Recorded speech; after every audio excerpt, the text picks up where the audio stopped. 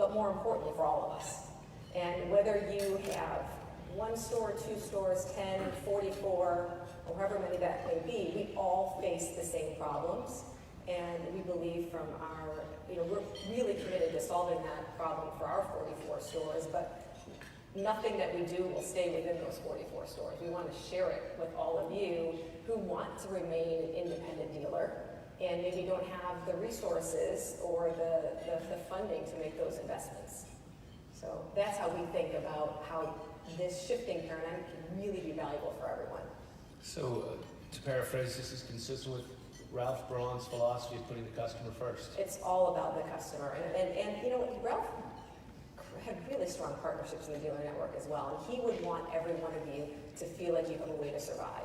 And we're really trying to be consistent with that. It's about the customer and it's about the dealer. Sort of a follow-up question, but also obviously it's a conversation, so anyone else please chime in. When you say sharing the information and the knowledge that you gain from this, is there some particular way that's going to be done, or how's that offered? Well, we have yet to solve any of these big problems yet, Dave. when you put that Rubik's Cube together. That's right. I think that's still evolving. That's going to evolve over time, but like I said, we'll find ways to get that out to our dealer network, and we've got a dealer development team that can help us do that. Sort of the part B to this is the dealer and dealer consolidation issue. I was reading an article the other day online, so it's true. But it basically said that Bill Koblitz is opening stores faster than Starbucks.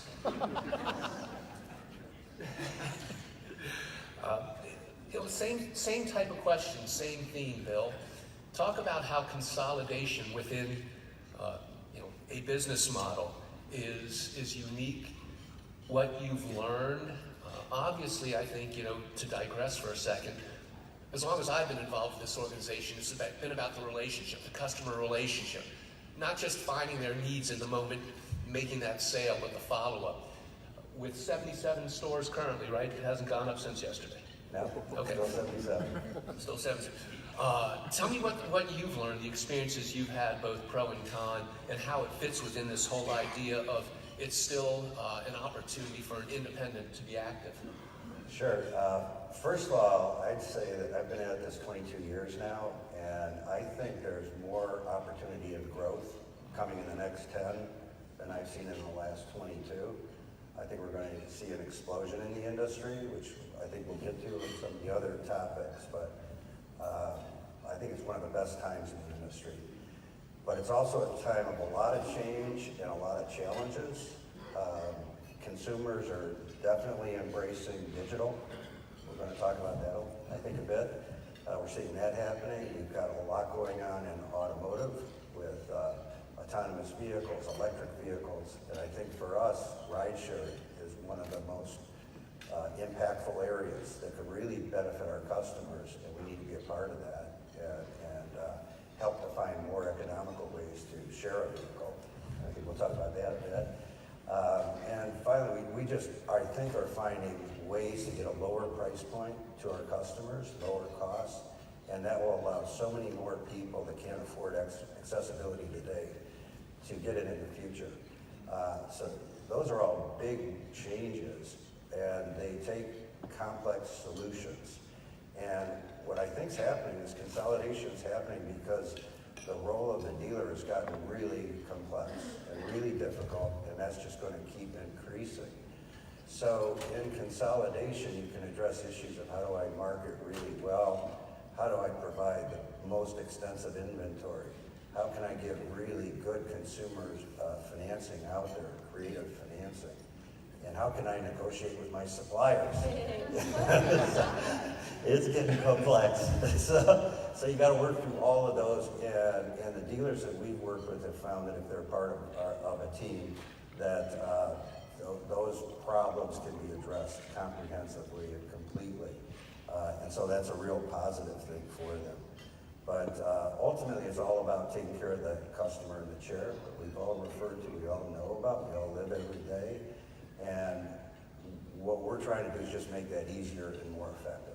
And that's why I think consolidation is happening. Okay, and not just directed to you, but then to everyone, because I don't even have to read between the lines. You specifically referenced that with consolidation and growth, it allows you different price points. That's scales of economy. How would then an independent out there, someone with a single shop or 2 or 10 or a significantly smaller number, how do they compete in that environment? What would be, if you're wearing a different hat, what's the advice to them? I think that what we're doing in a chain operation is benefiting all dealers. The way that we're doing the marketing is increasing awareness throughout the whole country, throughout every town, not just towns we're in. And when we're coming up with more cost-effective solutions for them, yeah, that's benefiting our locations and our customers that now can afford them. But that's applying throughout. We've worked very extensively with Braun and with BMI, and they've come up with phenomenal solutions to lower the cost, make it an easier conversion, make it less expensive, and that's being applied to every dealer in the room. They're all able to purchase those products. Yeah, the lower price points is really just a whole new vehicle category you're referring to, as opposed to any relative advantage, right? It's a whole vehicle category, and that's something that is available to all dealers. So the magic 8-ball question to all of you, is consolidation increasing? Has it peaked? What do you see the near-term and long-term future? Is this just an acceleration? And put it a different way, is everyone out there just a potential target, or is this something that, I always look at it in the context of Amazon. Amazon is in its own right taking over the world. It has so many business divisions in any product, but despite that, there's still bricks and mortar. There's still, businesses that not only survive, but are thriving in that same economy. Where does, in the mobility industry, the consolidation trend, where is that falling in your opinions, guesstimations? I can offer a guess. Mark, Sean? So I had my 7th-month birthday last week, so tons of perspective to share. But I think maybe relevant for the group is I've had the opportunity to work in several different consumer categories, and now here, which I'm honored to be a part of, that have kind of gone through the multi-channel evolution, right? And so, omni-channel distribution is largely a thing that a consumer expects, and we'll talk about that more in a little bit. But I can remember at a time in consumer products when Walmart was taking over the world, and like, oh dear, what's going to happen? And companies really thought they were going to die, right? And then fast forward 15 years, and now it's people are smart. Business models evolve, right? And now it's Amazon, right? And Amazon's getting into brick and mortar grocery. Like, who would have thought of that? So my point of view on this industry is it's still early innings. I mean, like Bill mentioned, it's been a long time since I've seen a consumer category that's this underdeveloped or this underpenetrated in terms of the addressable market and the percentage of the market that's been addressed, right? And innovation is going to play a big role in that for all of us. But there's probably, from my vantage point, there's probably more room for growth for dealers that with the category growth may outpace the opportunity for consolidation. You probably have both, and then you have different channels of distribution that we can talk about in a minute. Yeah, Mark, I think it's a really good point. I think we all believe that the pie just is going to get bigger, and so if we collectively can find ways to tap into that new market, whether it's through the products we're talking about or new digital access to customers, there is more for everyone. And I really believe that. And we're all committed to growing these businesses. And every dollar that Mark puts into marketing, or we put into marketing, or that Mobility Works puts into marketing, I think kind of is exponential for everyone in the room. It's not just for our benefits. So Mark, that was the prognostication question, but maybe from Toyota's vantage point, there's some lessons that can be learned from the history of the larger automotive industry and what they went through with dealerships, consolidation. Yeah, absolutely. And from an automotive perspective, we've actually seen these trends happen many, many years earlier. You may recall, those of you who are getting up there in age, but we're all still young at heart. In the 60s and 70s, we used to have a lot of independently owned franchise car dealers. And that kind of evolved in the 70s and 80s, 90s to the mega dealers. And they had acquired multiple dealers, 15, 16, 17, 20 dealers, some of them up to 100 and so on. As those dealers started to age in the 90s, that kind of gave way to, okay, it's time to sell a large dealer group that I put together over the last 30 years. Who can buy this multi-franchise behemoth and have the funds? Can I sell it to another individual? And the answer was no. You have to sell it to a larger company or a publicly owned company. And that was a big concern to the automotive OEMs in the 1990s, because we saw that as a risk to our distribution channel. If all of these large publicly owned companies buy up all our dealers, what is our go-to-market strategy going to be? Because we won't have the means to reach our end customers. So automotive OEMs across the industry adopted a lot of different strategies, basically to protect their dealer body. We didn't exclude the ownership from going to publicly owned companies, but we did have policies and procedures in place that govern the growth and how many they could purchase. We looked at it as, we want to make its change, but we want to have change for the better, not for the worse. And how do you define that? Our end customer, the person that wants to buy our vehicle, is that a better experience for them or a worse experience for them? So we've seen this, and it's gone through, and there was a lot of people in the 90s that were really concerned that these publicly owned franchise, and their common names now, you hear AutoNation and CarMax and Lithia Group and Sonic, and they're all over the place. And we're still here selling cars to the general public. We're still selling vehicles, and we're selling in greater quantities than we did before, to the points that were made by Stacy and Mark here and Bill, that the market is growing. We see it all happening in the automotive space. So once again, it's just change. We've been through change before, and everybody is worried because they don't know if it's change for the better or change for the worse. And what we know is eventually when we go through this, it will be change for the better. It will be better for our customers. It will be better for our dealers that choose to be dealers and continue to serve our customers. It will be better for everyone up here on this panel too, because we're all in the business serving other companies and expanding our reach. And as Bill said, we want to lower that, that transaction price to open up the market to a greater number of people. So dovetailing this into another issue, maybe a little more provocative, to frame it. So last week, I know actually earlier in the conference, you saw a video from Dr. Raul Ruiz, a congressman, and I spent last weekend with him at his retreat. And one of the things that he was talking about, even in his first profession, medicine, he's an emergency room doctor, was the advancement of technology.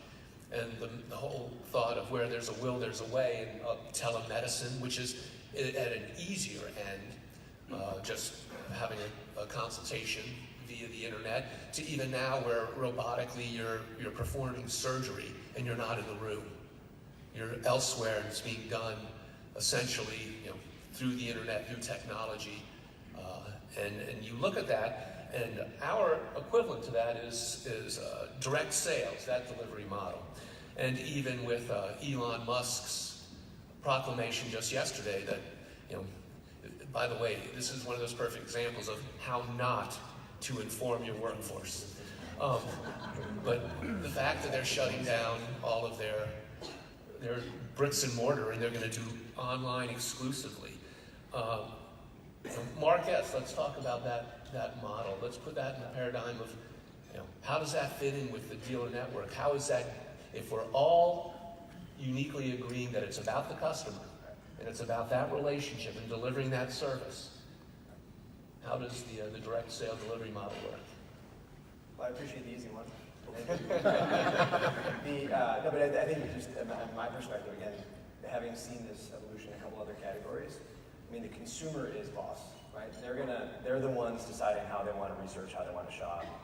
And most importantly, they know what their needs are better than any of us. And it's our point of view that there's a certain segment of the population that either prefers to or in some cases needs to shop this way because they can't get out of home.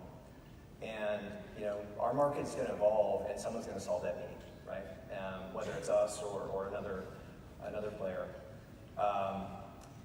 It's our point of view that in this industry, which needs such a highly consultative and customized process, our assumption is that it will remain a bit of a niche. Unlike some other categories like mattresses, where it's like, I would not want to own a mattress retailer right now, right? So, in those situations where someone does want to shop, it's incumbent on all of us to make sure that, like in brick and mortar, it's a really detailed, highly consultative process that ensures the consumer ends up with a fit-for-purpose, high-quality solution for their family, right? And there's like you mentioned, even in medicine, there are emerging ways to address a lot of those needs or to avoid a lot of those potential potholes beforehand, right? And so we've learned a lot. We know some others have. And then just like with brick and mortar, there are situations where the family needs help from a service standpoint. And it's incredibly important to us that when that family has a need, it gets addressed immediately. And I know that's a common interest for all of us. It doesn't really matter where the vehicle came from at that point. One of the insights we've had, coming back to the dealer question, one of the insights we've had is that when those service requirements have emerged post-sale, our distributed service network oftentimes is a lot closer to where the family is than, say, a local or regional dealer that may be able to help. And so knowing that all of us, when there's a family that has a need with their vehicle, all we care about is getting them back on the road, right? Because they have way more important things to worry about. So we're now exploring how do we take that service network and make it accessible to all of our dealers so we can just solve all problems faster. And our dealers are dealing with the same challenge, which is, off-hour service or long-distance service. How do we address that? And I think we've learned some things that we can, kind of like Stacy mentioned, as we learn stuff, we're gonna bring it to bear to our dealer network to try to help, because at that point, what's most important is family. So, and I sort of break this up into two components. It's the initial sale and everything thereafter, the customer support. But even to the initial sale, am I interpreting, because actually just by where I live in Gaithersburg, they have now one of those Carvana vending machines. I made the mistake of calling it that, so my kids want to go there with like a roll of quarters, and I'm telling you, no, that's not the way it works. Yeah. But anyway, and I don't want to interpret your statements, but are you suggesting that there's some, at least currently, there's a line in terms of complexity which differentiates between maybe sales that are more appropriate? And I don't want to just say online, because it could be as easy as online, or it could be, a statement we deliver anywhere in the United States for free. I don't know who would say that, but but is it in a business model that you're differentiating, because there are some that are more complex, and you talk about the unique needs of the customer. Yeah, I mean, absolutely. At least I can only speak for ourselves here, but I think we all know of examples in the industry where this doesn't happen, and that's a watch out for all of us. But speaking for my business, there are certain products we won't put in front of a consumer unless we know they're with a dealer who can walk them through the paces, take them through the technology, and avoid any potential misunderstanding in terms of the use case and how to take it home and get the most out of it. There are other products that are simpler, more durable, have a very different rate of incident post-sale that I think are more appropriate for that channel. Yeah.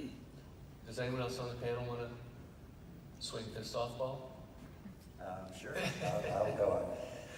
I agree with what's been said, that everything is, it all starts here for all of us. And we think, well, can you buy a web this way? I mean, that's so serious. Just got an example of doing surgery, digitally. So it's just a reality. People are starting their search and their investigation with this device, and they start there, and so we all got to be a part of that. We got to know we can talk to them that way. And the next thing they want is they really want it to be easy. They want to find simple ways to get there, whether it's Carvana, because I really don't want to negotiate a car sale. I don't want to go in there and go through all that stuff. You got to make it easier. So what we're doing is we're focused on omni-channel marketing, as a term for it, bricks and clicks, whatever you call it, but really focusing on what does a customer want to get that first exposure. That is critical. And then everything we do is totally within QAP. But so what happens is we have this capability where you can buy direct. You can click here, click there. You can get a deal done, but nothing happens till it gets turned over to our stores, to our CMCs. They're involved with it. Over 80% of the transactions we've done are in our trade area. There are people that are right around the corner, but they have chosen to go this route. They don't want to come into the store. They don't want an appointment. I wish they did. That's what we want to promote, but they don't want that. And if we don't respond to them, then they'll go to some other website that will. So we feel like we need to do that, and then once you do that and you've engaged them in the way they want to be engaged, now you got to come up with the right solution. For us, that's always face-to-face. We always are doing quality, all the QAP requirements. You got to get them the right customer. You got to get with the customer, show them the right product, be with them, pick that product out. You've got to make sure it's a safe product, and you got to be providing 24/7 service on that product in the trade area. And we're assuring all of our customers we're able to do that. So it's that starting point, though, that we all have to engage them or we'll lose them to others that are willing to do that. So I'm going to use a statement you just made, but I'm going to ask it to the panel because it's a follow-up on what earlier Mark S. said. You said, I wish they would come in, which again suggests that there are differentiating levels of what their needs are. This is along the lines of whether or not the bricks and clicks will continue to exist. Does everyone on the panel believe that still in the current status and foreseeable future, that there's absolutely going to be the need for the bricks in light of what everyone's sort of been suggesting? We do talk to all of our customers after they buy products, and so we've got some compelling statistics that not only say that they'll be viable long-term, but that they're absolutely critical long-term. So a couple of them. First question is, what influenced your decision to purchase your vehicle? And number one, the trustworthiness of my salesperson, right? Number one. And then you say, what was your biggest concern? Number one is making sure I was informed, and I think there's lots of tools to make sure you're informed. And number two, their fear of not getting the vehicle that fits their specific needs, right? So, I mean, customers trust and rely on their salespeople, and there's multiple ways to get that information. It's certainly proven that deep customer expertise resides in the room. Marco? Yeah, my perspective is a little bit different, similar and different. It's one that there's only a limit to what you can do online. I think that's what we're all saying, is there's a limit to what you can actually do online with the technology. It's like if you have a leaky pipe in your home and you need a plumber, you can utilize Angie's List or Home Medic or whatever they have to find the plumber, but the plumber still has to come out and fix the pipe. And I think that's exactly what everybody on the panel is saying, is the role for a dealer will always be there as long as we have a customer who has a need. And the technology is just a tool to facilitate the transaction, make it easier for the customer to arrange for whatever equipment or service or whatever is needed to them.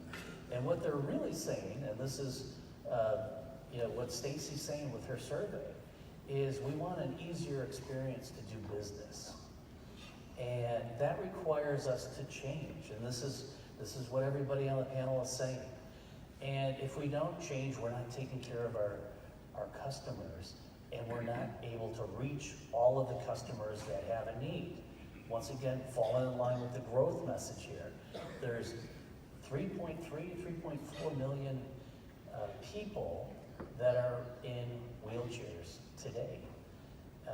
We're only selling a small number of vehicles for those individuals, and the future is tremendous. The opportunity is tremendous, but what we're all saying is we need to change to embrace that. Okay. I just think it's kind of just a math question, right? So if we all believe that the category is under-penetrated by a factor of 2 to 3x, which if we crack the value code together, that's probably the case. And I don't think anyone believes that direct selling is going to become the predominant way these families reach their solution. It's going to help, and some will choose to use that, but it's not going to become the predominant way. So if you just do the math, the industry is going to double in size in the next 10 years. And if brick and mortar dealers are going to remain the predominant means by which families acquire that solution, there's going to be way more dealer locations in the United States. It's just math, right? In more locations, closer to the family. And so I think the future is really bright. So you're predicting expansion in the bricks. It's kind of thought-provoking, but if it's true that the category is going to double, right? And if it's true that consumers are going to predominantly choose to go through brick and mortar retailers to acquire their solution, then yeah, that's the result. I'd agree that we see expansion in brick and mortar over the next 5 years. That's what I expect. Mark? So one of the things that we've seen, once again, lessons learned from the automobile industry, is when I started 30 years plus ago in the industry, we thought in order to compete with the GMs, the Chryslers, and the Fords of the world, they had 3 times the number of dealers that Toyota had, that we actually thought that we needed to meet them on a dealer-by-dealer, one-to-one relationship in order to get our numbers up. Over the last 30 years, what we found is our dealers are willing to invest in themselves, build bigger facilities, relocate to better areas in town, invest in themselves, expand their dealership, expand the service department to meet the growing number of sales that they're growing. We basically have the same number of dealers that we had 30 years ago, but we're doing 2.5 times the volume. So we're a case in point to say that the value of your franchise is what you determine it is. If you want to go after the growing business that we know is out there and want to do the investment in yourselves, go after that business, you are going to do very, very, very well. And that is, kind of a lesson learned that we have from the automobile industry again. They were facing change. They were facing publicly owned companies coming in, buying up things. They had a choice. Do I sell out or do I invest in myself? And luckily for us, we had a lot of dealers that chose to invest in themselves and grow their operation. And they are very, very happy today that they did that.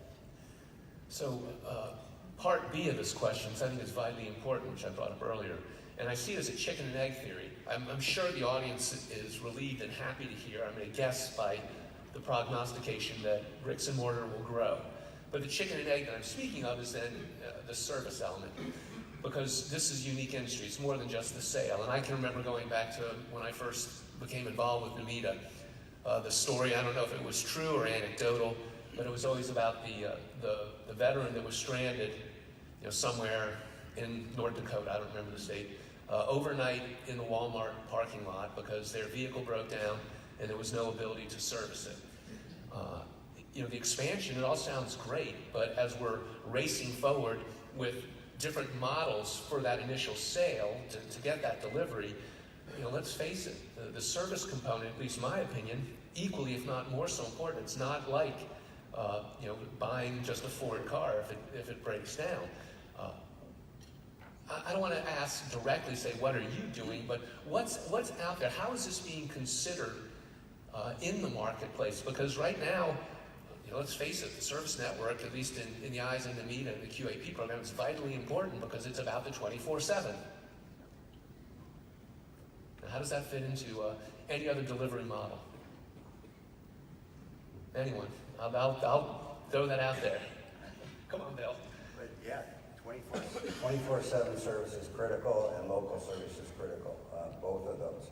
So and it's got to be economically viable too. So I don't know that in the northern edge of North Dakota, if you can really have a mobility dealer within 10 minutes or 10 miles. You probably can't. So you're constantly I don't think anything's within 10 miles of you. Exactly. You're constantly balancing all of that. And coming up with a store location with service that's able to really give the customers what they want of selection and service and capabilities, et cetera, and striking the right balance for that, and it's critical. So I think Mark's example of Toyota is great. Toyota was right. You know, they could have said, hey, General Motors got 3 times as many dealers, they're way more convenient. GM thought we're going to sell a whole lot more GMs if we just have more locations. They were wrong. The experience was terrible. The dealers were killing each other. They didn't invest in their facilities. Toyota said we want to have really good dealerships, really invested, really good inventory, really well-trained people, and they were right with that. So it's got to be the right size and the right thing, but 24/7 is a non-negotiable. You've got to be able to offer that to every customer and be available for them. And if they can't get a drive, you got to find a way you can get to them and or provide them services. Anyone else?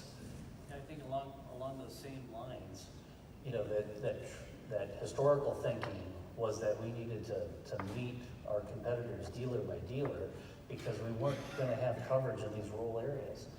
And we thought that was, and the big issue was, how do we service customers that are in these remote areas? It still comes up. But what we found is by having larger, well-capitalized, highly trained from a management perspective, dealers, they're able to provide better customer service because, first of all, when you make a lot of money, you have the funds to provide that little extra service that you need to take care of a customer here or there, and it doesn't impact your bottom line as much as if you're a small dealer that is just scraping by every month. So it's one of those things that, you know, when you make an investment to expand, it's really a leap of faith from a dealer to go that route.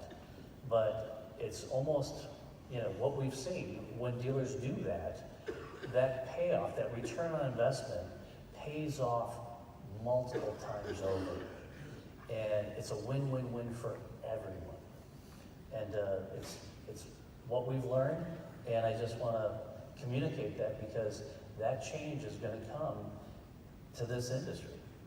In my preparing for this and thinking this through, and I'm a layperson, this isn't my industry, but and maybe it isn't so out of the box, but my crazy thought, and I'm wondering if this is something, has anyone considered franchising satellite service? It's not a dealership. It's going to that corner of North Dakota and getting the local service shop and training someone there, and they're basically an on-call 24/7 satellite service individual, and using that as again part of a network, not dealer network, but a service network. One of the things, you know, I'm glad you brought up QAP because it is so important, and, you know, putting that service infrastructure in place. I think, to your question though, Dave, if you look at the P&Ls of most of these dealers, can't survive on service alone. You can't survive on service alone. So if the dealers aren't selling vehicles, we're not viable, right? Maybe that's a stretch, but it is going to be really difficult if we're just relying on service. We need to sell vehicles and service them in order to make an infrastructure and a brick and mortar retailer viable. So I think to say we're going to service only, I don't know if anyone disagrees, but I haven't seen the math that makes that work. Just try to add to that, I think, and I talked earlier about distributed service networks. I think there is a role where there will be some innovation in business models to address pain points in service, and I think we've seen a lot of that already. You can certainly see that in other analog industries. So that I think the standard of getting a family back on the road ASAP, like immediately, that's something we all have in common. I think you'll see service networks continue to evolve that way. The thing I wanted to mention though is I think one of the keep awake issues for us as an industry at night is we're trying to find better service coverage. We all are, right, and more immediate service coverage. But the bar is getting raised so rapidly from a technical skills perspective, as these vehicles are becoming basically, loaded with onboard computers and some really complex stuff.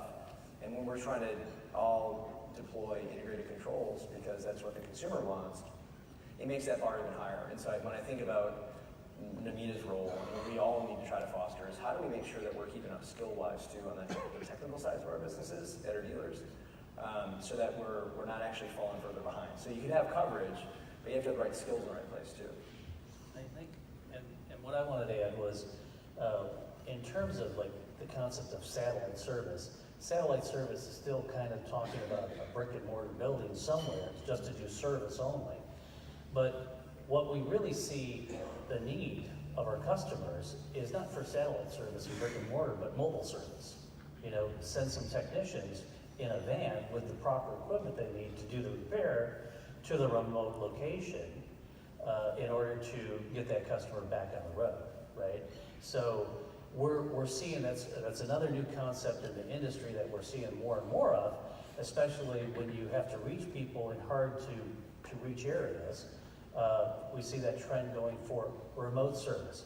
But once again, it costs money to maintain your van, to train your staff, to keep them on the road. You're paying for gas and insurance and everything else. You have to have a return on that investment, to Stacy's point. And if you can't get the sufficient volume, it's hard to make a business case for mobile service. But once again, everything kind of solves itself and fits into place as the volume goes up. And that's one of the other reasons why we're saying we see potential to really increase the size of this industry. And when that happens, the business model to do some of these innovative ideas actually starts making sense. So let's talk business case and business models. Many industries, you are not unique. The advent of private equity, and I can tell you from my experience with other industries, in fact, one that I call the parent to y'all, in working with SEMA. SEMA went from industry, the aftermarket auto industry, that was all about ma and pa shops. We call them wrenchers, the people who are in their garages, creating, innovating. That's what SEMA's board used to be. I mean, literally guys that would come in and they were just working on their latest project, to now the advent of private equity, corporate money being funneled in, and how that is changing things. And even the dichotomy within the large OEMs. You talk to the performance team at GM, and they readily admit they cannot innovate as quickly as the ma and pa shop just because of the corporate culture. But let's talk about the new ownership structure and how it's operationally impacting our industry, what benefits, what challenges exist. We'll start with Bill.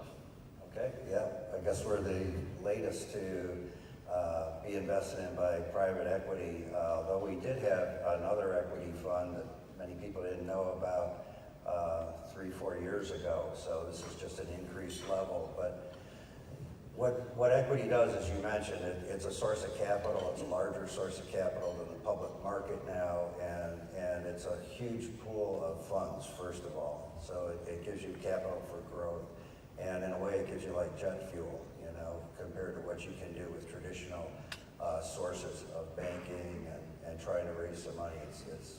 It's helpful in that way. But also you get a lot of expertise. We found very smart people able to help you solve problems, clever solutions, analytic people that have good experience. So the intellectual brain power and the experience power goes up.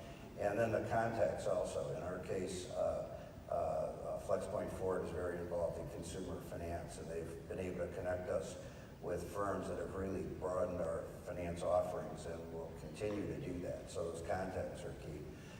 So I don't think it's a matter so much of do you get equity or not for your situation, it's who do you get it from, and you want to be sure in our industry, for us, and I know everybody up here, that the key is that the partner has to be somebody that really cares about the mission of what you're trying to do and what you're trying to accomplish.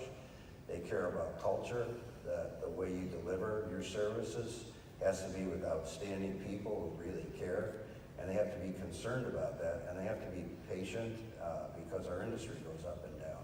So with those three things, I think you can have a really good partner.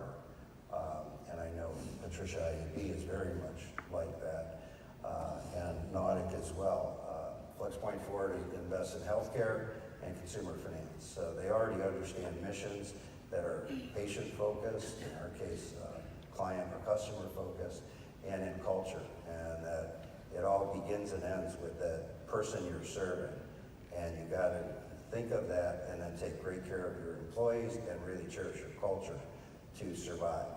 And if you don't have an equity fund that isn't thinking that way, and all they're thinking about is what's my MOIC, how much do I make 5 years from now, if that's their only thought, and they don't realize that in this industry, mission trumps financial return every day. And if you just think financial return, you absolutely will lose on financial return. You've got to be thinking mission. And that's the only way you'll ever win on financial return. So it's who your partner is critical. Okay, so from the latest entry into it to the longest, Mark, what are your thoughts in terms of longest in private equity, I think, at this table? I've had the opportunity to be involved in 3 businesses in 3 different consumer categories with private capital. And, I not necessarily in this project, but in prior, heard the horror stories, like, oh, here comes the short-term focused people. Everyone saw Pretty Woman, man. That was my first entry to it. Yeah. Poor Richard Gere, all he wanted to do was bust that. And it makes a fancy tagline, but the reality is like that's actually, like Bill pointed out, it's actually counter to what their business model is. I mean, they're professional investors whose job is to deliver returns that are, what their performance metrics are superior to the public markets, right? And so they're choosing this category because its growth prospects and the prospects for value creation are super attractive. So when I think about it on behalf of our industry, when you have multiple highly credible, patient capital investors coming into this industry, for all of us, I think that's really validating. That it's not just us, we're not just breathing our own air. There are outsiders who are really smart, and they look at a lot of different places where they can invest their money, and they want in because they believe, like we do, that the future is super attractive. And so for me, it's like, oh, glad I bet my family's future on this one, because it matters to all of us, right? And so I think Bill mentioned culture. If you go to Nautic's in research or culture, the first word you'll read is humility, right? And they're patient, long-term, and they just want to roll up their sleeves and help. They invest in industrial manufacturing and healthcare, right? So they view this as a perfect intersection of both. And they believe that, of course, someday they're going to, like the peers to my right, someday there will be a new owner for the company down the road, but that's not the strategy. The strategy is build a great business, because great businesses get bought, they don't get sold. And I think what people often fear is that the money will come in with the short-term focus, get dressed up, and out we go. I can assure you that our focus is not on the short term. It's more about how do we just build a great business with enduring partnerships that are solving problems for the consumer. If we do that right, good things will happen later on. Stacy, anything you'd like to offer? Much the same thing. I mean, culture trumps everything else. The focus on the customer and the mission-driven aspect of it, for sure.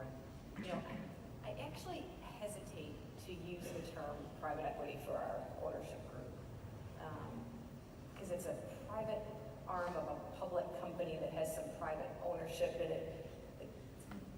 Maybe more complicated than going in here, but 50% of the ownership of our parent company is foundations that reinvest all of their dividends into science and education. So it is to earn profit in order to reinvest to better society. So that whole kind of purpose-driven aspect of what we do kind of resonates all the way through our ownership group, and so you can feel that in all the interactions. We've got sister companies like Ericsson and Volvo and Atlas Copco, all of which we can leverage and learn from, just like your example on financing. We've got some technology partners that we can work with, and even just best practices and talent management or wherever that might come from. So we love that. Promobill's part of our ownership group, so really a good alignment there. But I think it is important for this industry to really think long-term. And our owners have never, ever sold an asset. So they are definitely long-term, and that gives us a lot of peace when we're making our decisions that truly need to have a long-term horizon to them. So never sold anything and don't intend to. So while from your answers it clearly appears, would you shut me out? Hello. Hey, wake up. So while it appears as though there's a lot of positives you can say for it, no one addressed the flip side, and I can't stand up here and think that there aren't some challenges that are faced by the businesses, because maybe there's someone who's in our audience right here that's considering an infusion of capital, private equity, private capital, however you want to coin the phrase. If you have a moment, what's a downside? What was a challenge? Where was something you were like, wow, we didn't expect that? Well, I mean, I can take a shot at it. What I've observed several times, especially if you're a founder and you're thinking about selling your business for the first time, just look really hard in the mirror and make sure you want to work for a board, because you're no longer fully in control of your steering wheel. And you have a partner, right? And just make sure, like Bill said, make sure you know who your partner is and really how you're going to work together. Right? I've observed businesses who've decided to take on an investor, and they've learned after the fact that maybe the desired control of their new partner was higher than what they had convinced themselves it was going to be, and you want to make sure you exhaust kind of evaluating that beforehand. And so yeah, you now have a constituent that you have to perform for, and it's not necessarily a negative thing. One other thing I forgot to add is I think for us as an industry too, it's having this infusion of investment at this time. I think is really going to be a great enabler for innovation for us. We talked about pain points earlier today, whether it's in service or product innovation. Bill talked about rocket fuel, but this is really not just validation for us, but it provides the opportunity for us to compress the time frame by which we solve big problems, whether it's the value chain or some of the service network things or other things that are on your mind. And that's exciting that we can get there faster. Anyone else? Any negatives you want to share, or is that?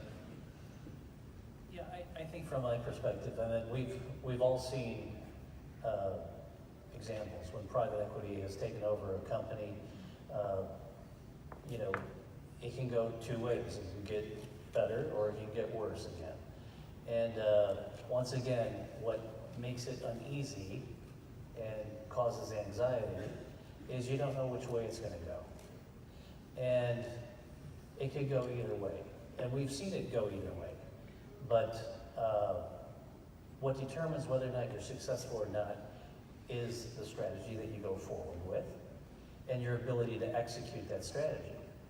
And luckily, I've had the opportunity to work closely with everyone on the panel here. And I have heard their strategy and their go-to-market strategy plan, and it's great to hear that we have the talent in this field that we have right now, because these are very intelligent people that are next to me here. And I have a tremendous amount of respect for them, and I think and quite honestly, I'm very pleased that we're lucky enough to be partners with these companies here, and we have a pilot even with Bill's company. So it's for New York City. So it's a very good feeling that I have, and I'm just very happy to be associated with these folks next to me, because it could go bad without the right leadership team, without the right players. We've all seen it happen. So I'm going to segue into our last topic based on your disclosure about a pilot with Bill in New York City, because I have to assume something that's ride sharing. Let's talk about technology, the advent of technology, how it factors in to the industry, and just throwing out some themes, but obviously don't address these specifically unless it's appropriate, but autonomous vehicles. How's that going to change our industry? Is it a one-size-fits-all box that it doesn't matter what your physical limitation is? I mean, Elon Musk said we're going to be fully AV by the end of the year. I don't know what he's smoking. Well, I do know what he's smoking. Ride sharing, electric vehicles, vehicle subscription services, commercial versus consumer. This is going to be as big a change, a game changer, if not more so, for the folks out there, I think, than all the topics we've discussed. So, anyone, Bill, start out since you're right here. Okay. Yeah, as I mentioned before, I think the biggest impact, at least in my lifetime, which isn't that much longer, as much compared to the rest of you in the room, but the biggest impact we're going to see is ride sharing.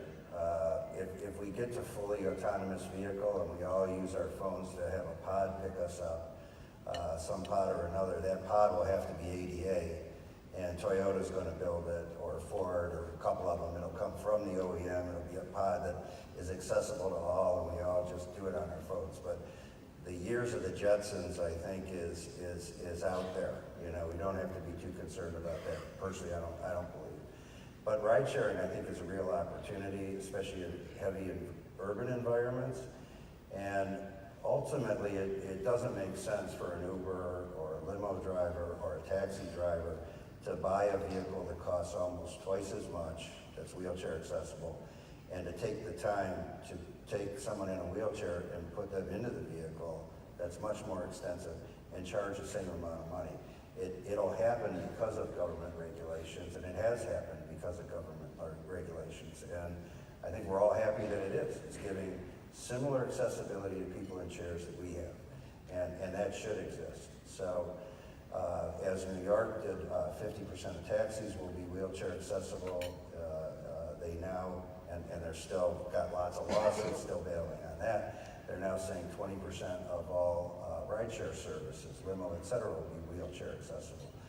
It creates good opportunities for those of us that are in that, and really good opportunities for the customers to be able to access those services. And I think that's something that will happen out into the future, especially in the urban environments. Because personally, I don't want to share my car any more than I want to share my home or my bed. I like my car, and in general, I want to have a car, and I love that independence. But I like using Uber when I go to a city. So I think we'll always have people wanting to have their own vehicle, and it's kind of the American dream. That won't go away. There will be that market. But the rideshare services will increase and be more wheelchair accessible because of regulations. Man, after my own heart, I make my wife sleep on the couch too.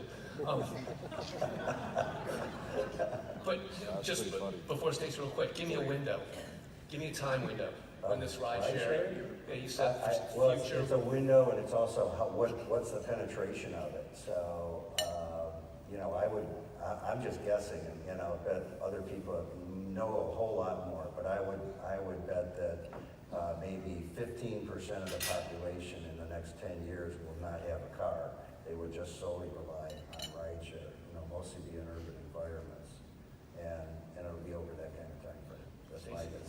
Yeah, I think, there's no doubt that the government regulations have really put, some accelerators into the rideshare. And, you think about how many cities that Uber and Lyft have already expanded the service to. And I fully support it. It's awesome for our customers to have an alternative and to have the rideshare available. I'm maybe a little bit less bullish on this long term, only because we've seen in other industries that the government subsidies and the government regulation doesn't go forever. I mean, think about EVs and some of the regulations around EVs, the requirements and subsidies from whether it's California or federal government, and those are starting to expire, and demand, it's not going away, but you wonder if that growth rate will continue. So, I definitely think there's big opportunities for rideshare, but we've got to find a way to make it economical for those service providers. It's not today, we know that, right? You're exactly right, the math doesn't work.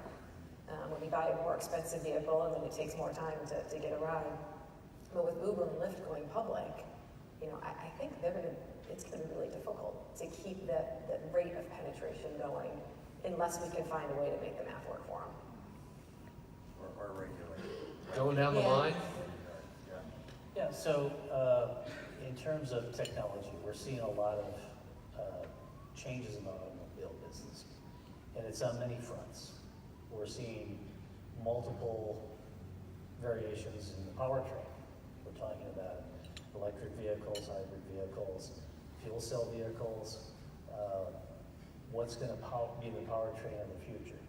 You know, and we're kind of taking an approach where we have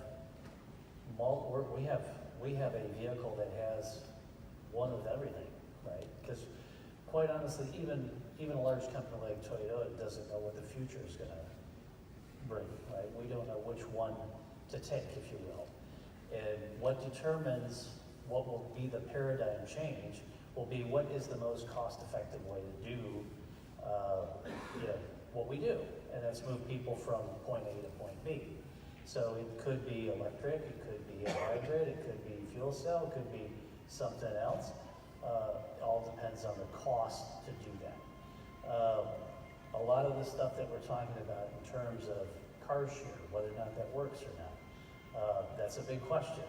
We have, you know, every automobile company in the industry now is now talking about mobility, moving people from A to B, and that's people of all, abilities. So it's a mobility for all view that we're all taking, and it's designed to move people from A to B. What is the most cost-effective way? And you see in a lot of experimentation going on, you have share bikes in the metros, you have scooters, you have, you name it, it's out there. And a lot of these business models, going back to the business model again, you start penciling it out, none of these companies are making a lot of money right now. We had car share, ride share. You can rent a car for a day or you can rent it for an hour. You know, we had different, they're all out there still, but once it goes down to, can we make money doing this? These models kind of break apart. Car share breaks apart when you move outside of a metro area. When you're going to the suburbs or a little further out to the rural areas, you don't take an Uber anymore because it costs too much, right? It's all about the economics and moving people from A to B. And there's a lot of great ideas out there, and the technology there can support those great ideas. But it's all in how you execute it, how you make it a very cost-effective way for an individual to move from A to B, which is going to win. And there's a lot of uncertainty as to which way that's going to go. So you see a lot of companies have their toes dipped in a lot of different ponds, if you will, waiting for which way becomes the most cost-effective way to move people. Mark, you have thoughts? Trying to be redundant. I think the concept of the sharing economy, where through technology you're sharing assets, that's here to stay for sure, and it'll have an impact in our industry. I think whether it's sharing assets or sharing people, you know, to perform certain tasks. And the only other thought that comes to mind when we move on is just, you know, the closer you are towards consumer safety, I think the slower the rate of innovation and disruption is going to occur. And I guess, at least in my experience, the surprise always is how fast software can disrupt things. You know, so I think it's something for us to just keep in mind is wherever we have, you know, manual tasks in our industry, you know, we may want to anticipate that getting automated sooner versus later because it's very doable. Great. Just one more point to kind of move on with something Mark had said earlier. On a different topic, because we're talking technology, and there's no secret these vehicles are getting way more complex, whether they're autonomous or not. And I agree with you that we're not going to be in an autonomous world in the next couple of years. But it doesn't, you don't have to be autonomous to create that additional vehicle complexity that we're all starting to see already. As the vehicles get more complex, the conversions get more complex, and et cetera, whether it's, the service is harder. So I think, you know, even though the pace might be slower for the reasons you just said, Mark, I think we all have to lean into the fact that the technology is shifting. It may not disrupt in the next few years, but it is shifting at a rate that if we want to continue to provide the level of service to our customers that they expect and deserve, we all have to lean into technology, both from a manufacturer and a dealer perspective, because the world is changing quickly. Okay. Well, as we're bringing this session to an end, first I want to thank the panelists. I think it was outstanding. But We had 2 planned questions for the end, for the speed round. We're going to condense it into one. And everything you've heard has been free form, but these were actually given in advance, and I asked them to each have a good answer ready. And the first one, most importantly, the reason why we're here. And I'm not just talking the 5 of us, I'm talking everyone here. The glue that keeps us together, that brought us here, is NMEDA. And you shouldn't forget that. NMEDA is the catalyst for all of this. And the question to the panel, so you have 30 seconds, and again, you're combining the 2 in the speed round. Identify what NMEDA's role is moving forward when we talk about the future of auto mobility, as well as any closing thoughts that you might want to share. And we'll actually start at the opposite end, because I keep looking to Bill here. Just keep it simple. I think there's a lot of common opportunity for all of us, and we're really counting on NMEDA to play quarterback, and not just kind of administer and nag, but to really influence and drive progress. I think part of opening up these markets and maybe doubling or tripling the category, maybe one of the unlockers is regulatory change. So I think that playing a really effective role in quarterbacking all of us, but then influencing on behalf of the industry. And then, I think my first NMEDA, I'm just honored to be part of this industry. And I'm really proud of the team I'm with, and we're absolutely committed to supporting our dealer network and NMEDA for the long haul. So thanks for having me. Yeah, Marco. We've been spending a lot of time talking about customers. And we have a lot of customers in this industry. We have the end customer, of course, but we also have all of the mobility equipment dealers as a very important customer in this area. We have OEMs that convert vehicles for wheelchair accessibility, and we have manufacturers, which I work for. So we have to serve all of these customers, and they all have needs, but we can all do that very easily if we focus on the end customer, the ultimate user, and then everything else gets fully aligned. And I think that the role that NMEDA has is, and I've made the statement before, that as long as we have customers to serve out there and they have needs, and we can't do everything electronically, we need people. And those people are mobility equipment dealers. As long as we have dealers to take care of our customers and partners and manufacturers to build the products, we'll be okay.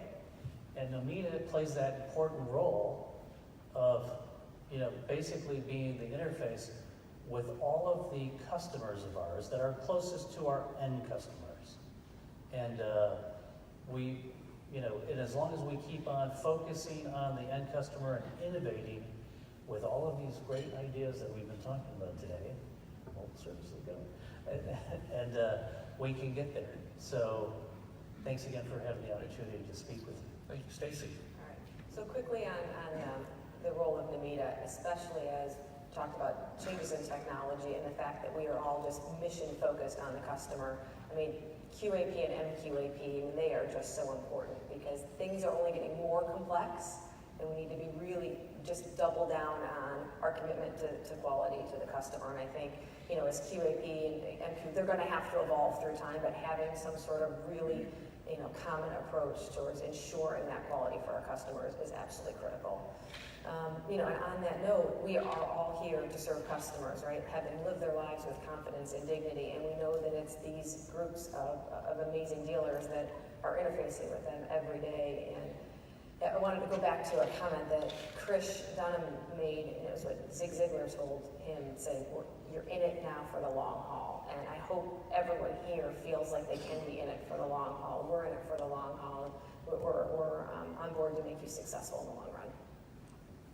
Last but not least. Yeah, as I mentioned, I think it's going to be a great 10 years, a lot of growth, and most importantly, providing accessibility for all, not just people that have enough money. We're going to find that way to do it, and so with good marketing, with good low-cost vehicles, better financing, we're going to be able to do a lot. And the role of NMEDA, I think, is to help us protect consumers from making bad decisions, and QAP does that.